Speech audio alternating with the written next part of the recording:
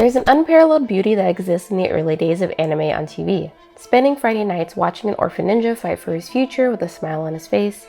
Waking up earlier on Saturdays than you do on school days just to watch a boy your age travel the world with his adorable electric companion. Catching pieces of a series where a boy falls for a beautiful alien girl. Late at night with the volume low so you don't get caught staying up past your bedtime. There's a magic in the discovery of anime back then, in the days before the internet was easily accessible to all. Whether it was the grainy quality of the television you sat too close to as a kid, no matter how many times your parents told you you'd ruin your eyes, the fact that shows had to be watched between several 3-minute commercial breaks instead of one uninterrupted sitting, or the poor audio quality, TVs back then were chests that would now contain nostalgic treasure waiting to be discovered. If you grew up in the US, you're probably familiar with a handful of particular series because of the work of channels and programs like WB's 4Kids, which helped to spread the popularity of certain series like Pokemon and Yu-Gi-Oh! And One Piece. These series were more than just shows, they became addictions to the young kids that watched them and made these kids ask their parents or guardians to get video games, video consoles, cartridges, VHSs and DVDs, trading cards, plushies, and more. It's easy to look back years later and think that your childhood self just knew that anime was different from everything else you were watching at the time. Yes, there was something special about most of the shows on 4Kids, considering there was more anime made by gaming companies than there were Western cartoons on the channel. But even with 4Kids' ties to the Japanese gaming and anime industry at the time, the channel still mixed Western animation into their programs. Meaning I and hundreds of other kids didn't really know that Pokemon, Yu-Gi-Oh!, One Piece, Sailor Moon, Sonic X, Kirby Fully Loaded, wrong kids channel, Kirby Right Back At Ya, and others were different from shows like Teenage Mutant Ninja Turtles, Winx Club, and whatever other random non-anime shows were on there in the 2000s that I don't really remember. To be honest, Teenage Mutant Ninja Turtle was similar enough in art style and an insane plot twist to me as any other show on 4Kids at the time. And Winx Club was definitely stylistically different, but still captivating for being one of the only shows on the channel that featured a cast of girls in a magical fantasy setting, especially since I somehow missed reruns of Sailor Moon that would also play on the channel. And though much of 4Kids' licensing deals were 100% only made to make children convince their guardians to buy merchandise and video games, it was also a fairly easily accessible channel to most kids who had access to a TV at the time, transforming these series with their weirdly shaped donuts and finger guns into an integral part of the 2000s anime watching experience, despite all the localization changes that grown-up fans would later criticize them for. Pressing the fast-forward button on the 4Kids era until we get to the next channel that is so influential to anime accessibility, it is given the most credit for creating anime fans in the 2000s in America: Cartoon Network and Adult Swim. I had already been watching Cartoon Network and 4Kids simultaneously as a kid, but my personal jump from 4Kids to Cartoon Network exclusively only happened when I realized that the Pokemon movies would play on Cartoon Network in the late afternoons, which is where I stumbled upon the Toonami block. I caught Toonami during its transition from Friday nights, where they aired Pokemon movies, to Saturday nights at 7 p.m., where they ran a whole block of anime that could only be described as the second impact of a major series that would create the next superfans of anime that we probably still have today. Especially when they introduced me and thousands of other kids to everyone's favorite orange ninja, Naruto. But Naruto was just the tip of the anime iceberg that Toonami would be showing to me and thousands of other kids late at night, or early at night at this time. After Naruto, there were series like Dragon Ball and Dragon Ball Z, of course, reruns actually, Zatch Bell, and Bobobo-bo Bo-bobo. You guys remember this weird-ass series? Tell me, if you remember the series, tell me this was not the most insane anime series to ever exist on American television. Like, the dude literally used his nose hairs to fight people. Other series like Mare and Blue Dragon and a couple of others that have since escaped my memory, but were still fundamental in me wanting to find more anime. These all kept me up at night as I explored world after world of strange characters and absurd stories that captured my attention until my parents told me to go to bed. And the addiction that started from 4Kids convincing me to make my parents buy me every Pokemon game and trading card available transformed into this love for this obscure media that was somehow different from cartoons, but in a way I had yet to understand. As I got older and more sneaky and Toonami's blocks kept getting later and later into Saturday nights, I would find ways to stay up and watch series that shifted into the tantalizing forbidden world of Adult Swim.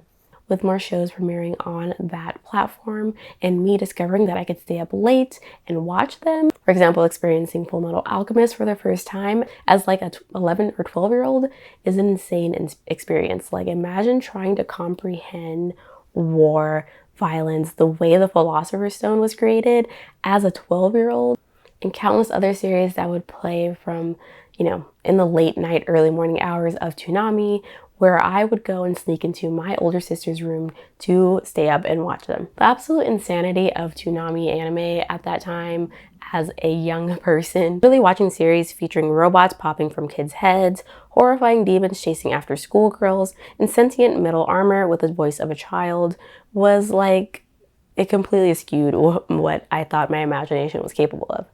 On top of that, though, there were series full of violence, cursing, and the more than occasional scantily clad lady with a whole lot of cleavage that I knew my young ass was not supposed to be watching, hence the sneaking around. If you have memories of setting your volume to level 2 or lower so you could barely just hear whatever is playing on the TV, you know what it is. You know what it is.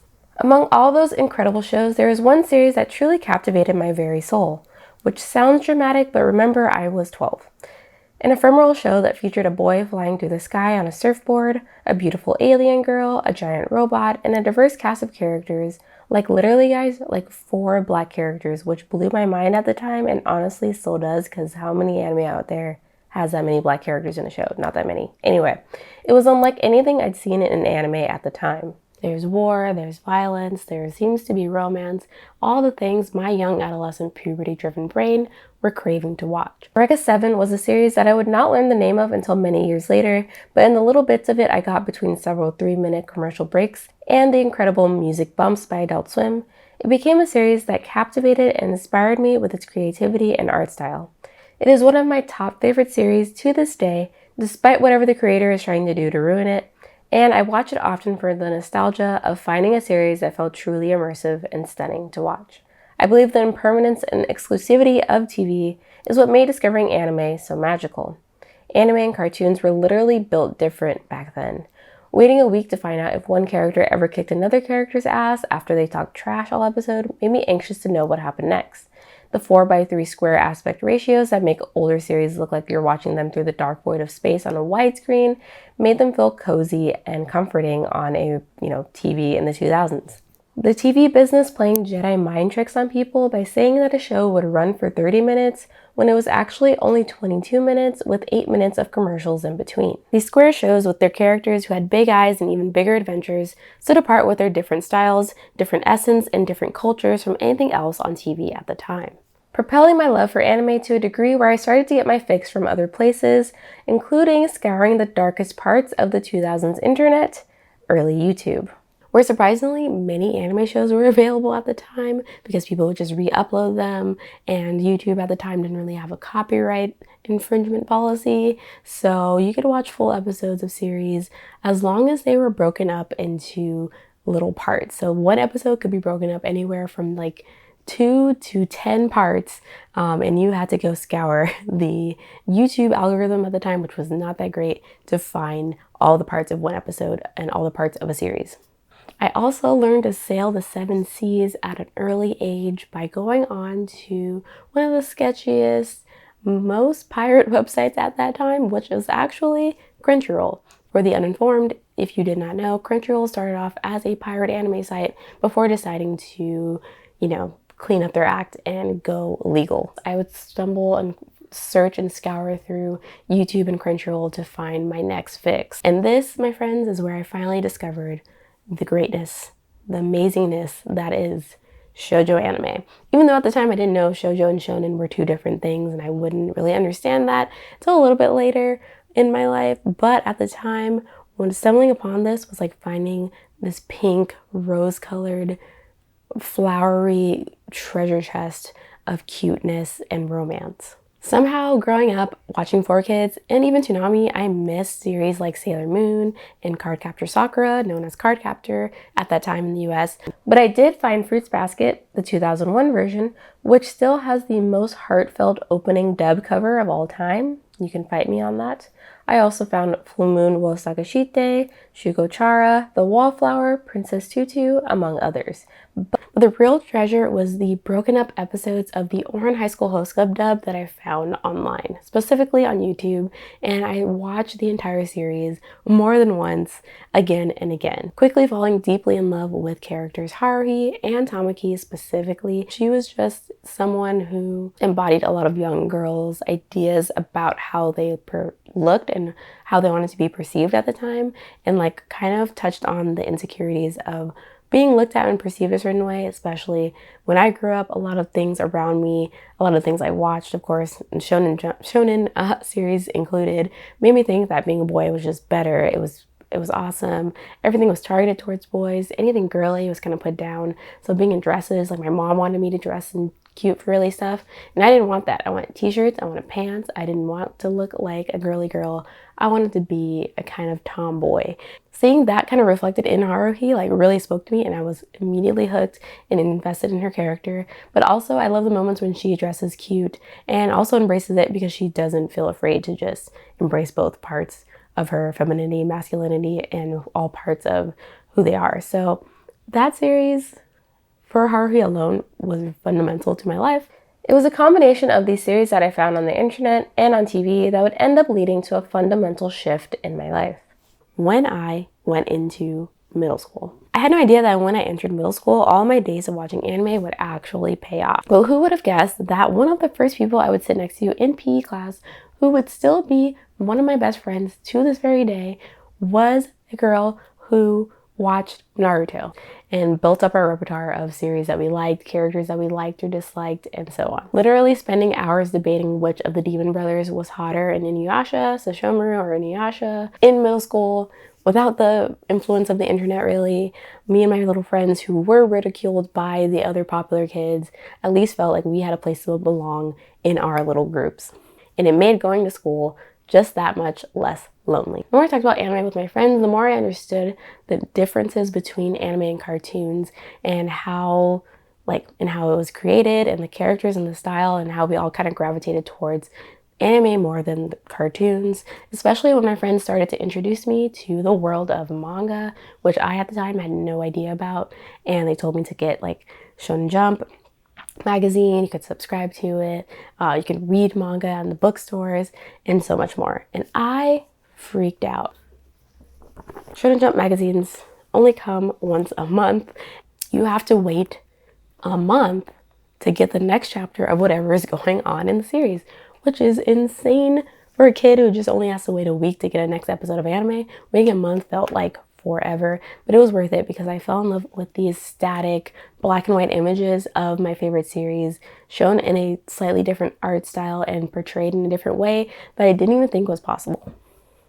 And right now I am visiting my parents' house, hence the different background and the terrible lighting, but I have behind me my entire Shonen Jump collection and some of my old video games. These are my whole collections from 2008 to 2012. I would also quickly discover in Shonen Jump manga that how different it was from the anime, not only in art style and things like that, but how far behind the anime was compared to the manga, and how different the stories were that you read. I was watching Naruto online and on TV, but Naruto Shippuden had already started in the manga, and I was like, whoa, what happened? What's this time skip? Why are they all older? Why is Shikamaru even more hot? I didn't understand. And then I realized that the manga is been going on longer than the anime, and that there are adaptations, and I learned so much simply from getting the Shonen Jump manga magazine.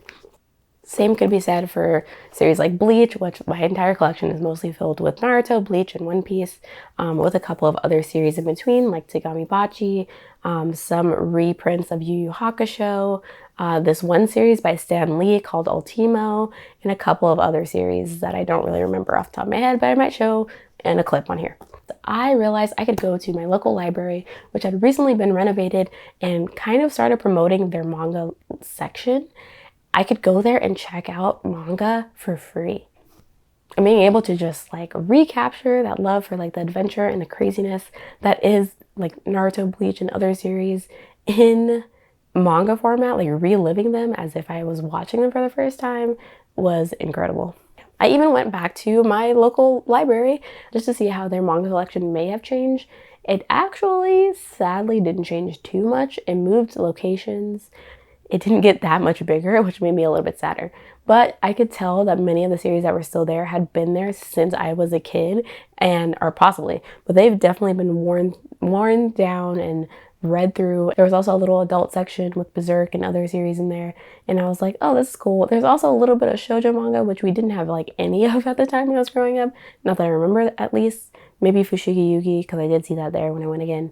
But yeah, it was crazy visiting this place that I used to visit in my childhood and reliving the nostalgia of going through the manga and reading like the yellowed pages that had been worn through and read through and torn through. Anime and manga found their way sneakily into my life through the localization and the promotion of, channels like 4Kids and Cartoon Network and all of their programming, and it worked so well on me because I am still to this day super in love with all the series that I grew up watching. And it's nice to sometimes revisit that when you are getting older every year, like especially when a birthday comes around and you have an existential crisis about how you're getting old and you haven't accomplished much and you still talk about anime. But then I just go back and watch and read anime and manga and I feel comfortable again. It's this desire to like reawaken my love for anime and manga that made me make this channel, made me talk about things that I love to do and watch, and share my opinions and create a community of other people who also have opinions about their favorite series, and we can talk about it, and it just feels nice. I've made so many friends who also love anime, and it just feels nice to have community. That same feeling of community that I had in middle school is now like being recreated as an adult, and it's necessary to have something like that, as well as being able to balance, just being in adulthood. Everyone's experience with first finding anime or manga or any hobby or interest they stumbled upon as a kid and has become a lifelong passion is filled with weird little stories full of culture, identity, location, and so on. And I love exploring and talking about that in my videos. And I really would like to know what your all's earliest experience with anime, manga, and things like that was. Whether it was in childhood, whether it's recently, how do you describe your experience with the medium and the fandom and things in it? Please share your thoughts. I really want to know and continue on the conversation of this video in the comments. Remember that your anime and manga experiences are valid no matter where you started at, no matter where you came from, no matter what you watched or what you do with it or how you talk about it. As long as it's respectful, it's valid. So remember that. Thank you again for watching. I said that already. I don't know how to end the video. It's been too long. Bye. Peace. I don't know what to say. I'll see you in the next video. Peace.